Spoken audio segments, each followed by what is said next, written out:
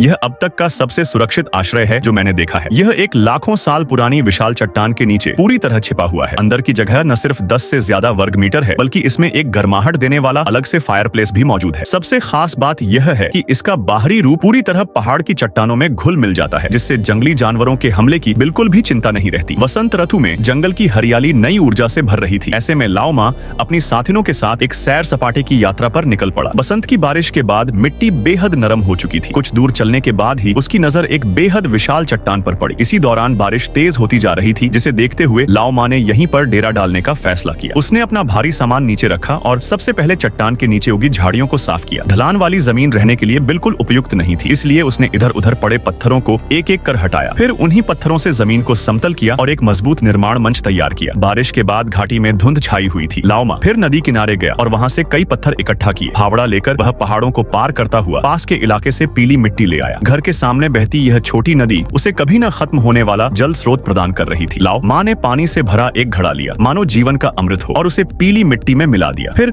बस लगातार अच्छी तरह मिलाते रहना था, जिससे जंगल का सबसे बेहतरीन प्राकृतिक गोंद तैयार हो गया। इस उच्च गुणवत्ता वाले जंगली सीमेंट से पत्थरों की ऐसी दीवार बनाई जा सकती थी जो बेहद मजबूत और टिकाऊ हो। कुछ ही समय में उसने एक पूरी दीवार खड़ी कर दी, जिसके नीचे जानबूझकर फायरप्लेस के लिए जगह छोड़ी गई थी। इसके बाद लाओ मा कुछ मोटे लकड़ी के लट्ठे ले आया। उसने लट्ठों के एक सिरे को नुकीला बनाया और उन्हें मजबूती से जमीन में गाड़ दिया, जिससे घर का दरवाजे का फ्रेम तैयार हो गया। दरवाजे की जगह तय होने के बाद बाकी दीवारें बनाना पहले जैसी ही विधि से आसान हो गया। लंबे समय तक निर्माण करने के बाद अब लाओ मा भूख और प्यास से बेहाल हो चुका था।